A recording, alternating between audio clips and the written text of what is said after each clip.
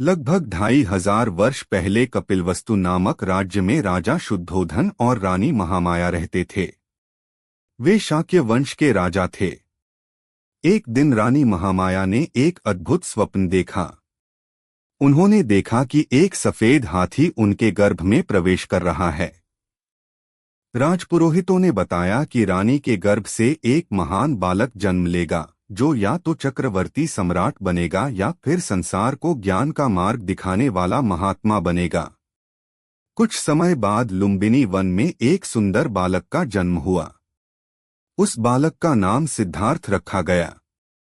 जन्म के समय पूरे राज्य में उत्सव मनाया गया। लोगों ने कहा कि यह बालक साधारण नहीं है। उसके चेहरे पर अद्भुत तेज था। जब सिद्धार्थ छोटे थे तभी उनकी माता महामाया का देहांत हो गया। इसके बाद उनकी मौसी महाप्रजापति गौतमी ने उनका पालन पोषण किया। सिद्धार्थ बचपन से ही बहुत दयालु और शांत स्वभाव के थे।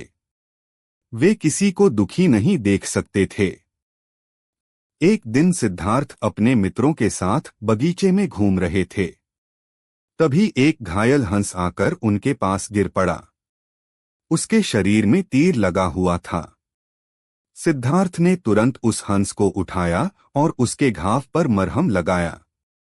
तभी उनके चचेरे भाई देवदत्त वहां आए और बोले, यह हंस मेरा है, मैंने इसे तीर मारा है। लेकिन सिद्धार्थ ने कहा, जिसे जीवन देना आता है उसी का उस पर अधिकार होता है, न कि उसे मारने वाले का। राजा के दरबार में यह मामला पहुंचा। सभी ने सिद्धार्थ की दया और बुद्धिमानी की प्रशंसा की। हंस सिद्धार्थ को दे दिया गया। महल का जीवन। राजा शुद्धोधन चाहते थे कि सिद्धार्थ एक महान राजा बने। इसलिए उन्होंने सिद्धार्थ को हर प्रकार के दुख और कष्ट से दूर रखा।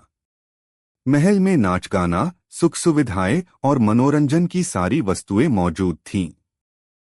सिद्धार्थ ने युद्ध कला, शास्त्र और राजनीति की शिक्षा प्राप्त की। वे हर कला में निपुण थे। जब वे बड़े हुए तब उनका विवाह राजकुमारी यशोधरा से कर दिया गया। कुछ समय बाद उनके पुत्र राहुल का जन्म हुआ। लेकिन इतना वैभव और सुख होने के बावजूद सिद्धार्थ के मन को शांति नहीं मिलती थी। वे अक्सर सोचते थे कि जीवन का असली उद्देश्य क्या है। 4 दृश्य जिन्होंने जीवन बदल दिया। एक दिन सिद्धार्थ अपने सारथी छन्ना के साथ नगर भ्रमण पर निकले। राजा ने पहले ही आदेश दे दिया था कि रास्ते में कोई दुखी व्यक्ति दिखाई न दे। फिर भी भाग्य को कुछ और मंजूर था। पहला दृश्य, बूढ़ा व्यक्ति। सिद्धार्थ ने पहली बार एक बूढ़े आदमी को देखा। उसका शरीर कमजोर था, बाल सफेद थे और वह कांपते हुए चल रहा था। सिद्धार्थ ने पूछा, यह व्यक्ति ऐसा क्यों है? छन्ना ने उत्तर दिया, राजकुमार, हर मनुष्य एक दिन बूढ़ा होता है। यह सुनकर सिद्धार्थ चिंतित हो गए। दूसरा दृश्य, बीमार व्यक्ति। अगले दिन उन्होंने एक बीमार व्यक्ति को देखा जो दर्द से कराह रहा था। सिद्धार्थ ने पूछा, क्या हर कोई बीमार हो सकता है? छन्ना ने कहा, हाँ राजकुमार, बीमारी किसी को भी हो सकती है। तीसरा दृश्य, मृत व्यक्ति। फिर उन्होंने एक शव देखा जिसे लोग श्मशान ले जा रहे थे। सिद्धार्थ ने पूछा, क्या हर व्यक्ति की मृत्यु होती है? छन्ना ने कहा, हाँ, मृत्यु जीवन का सत्य है। यह सुनकर सिद्धार्थ का मन व्याकुल हो उठा। चौथा दृश्य, सन्यासी। अंत में उन्होंने एक शांत और प्रसन्न सन्यासी को देखा। उसके चेहरे पर अद्भुत संतोष था। सिद्धार्थ ने पूछा, यह व्यक्ति इतना शांत क्यों है? छन्ना ने बताया, इसने संसार का त्याग कर सत्य की खोज शुरू की है। तभी सिद्धार्थ ने निश्चय किया कि वे भी जीवन के सत्य की खोज करेंगे। महल का त्याग। एक रात जब पूरा महल सो रहा था, सिद्धार्थ अपने पुत्र राहुल और पत्नी यशोधरा को अंतिम बार देखकर चुपचाप महल से निकल पड़े। उन्होंने अपने राजसी वस्त्र उतार दिए और साधु का वेश धारण कर लिया। उस दिन से राजकुमार सिद्धार्थ एक साधक बन गए। वे जंगलों में घूमते रहे और कई गुरुओं से शिक्षा प्राप्त की। उन्होंने कठोर तपस्या भी की। वे कई कई दिनों तक भोजन नहीं करते थे। उनका शरीर बहुत कमजोर हो गया, लेकिन फिर भी उन्हें सत्य की प्राप्ति नहीं हुई। मध्यम मार्ग की खोज। एक दिन सिद्धार्थ को महसूस हुआ कि अत्यधिक सुख और अत्यधिक कष्ट दोनों ही गलत हैं। जीवन में संतुलन आवश्यक है। इसी को उन्होंने मध्यम मार्ग कहा। तभी सुजाता नाम की एक स्त्री ने उन्हें खीर खिलाई। भोजन करने के बाद सिद्धार्थ ने अपनी शक्ति वापस पाई। फिर वे बोधगया में एक पीपल के वृक्ष के नीचे ध्यान लगाने बैठ गए। उन्होंने संकल्प लिया, जब तक सत्य की प्राप्ति नहीं होगी मैं यहां से नहीं उठूंगा।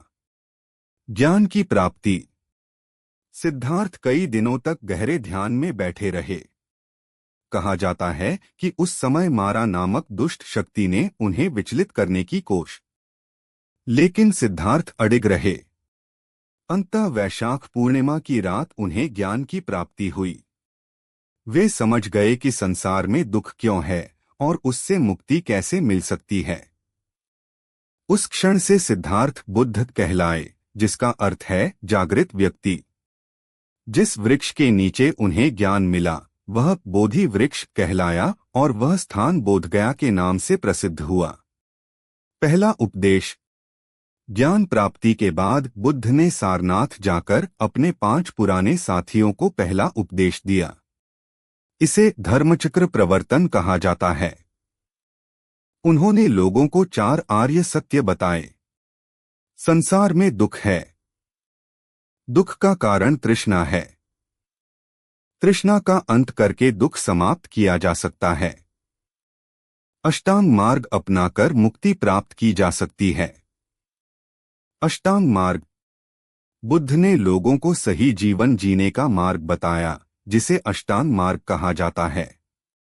सम्यक दृष्टि, सम्यक संकल्प, सम्यक वाणी, सम्यक कर्म, सम्यक आजीविका, सम्यक प्रयास, सम्यक स्मृति, सम्यक समाधि। इन शिक्षाओं से लोगों के जीवन में शांति आने लगी। बुद्ध की करुणा। भगवान बुद्ध सभी जीवों से प्रेम करते थे। वे कहते थे, घृणा से घृणा समाप्त नहीं होती, प्रेम से ही समाप्त होती है।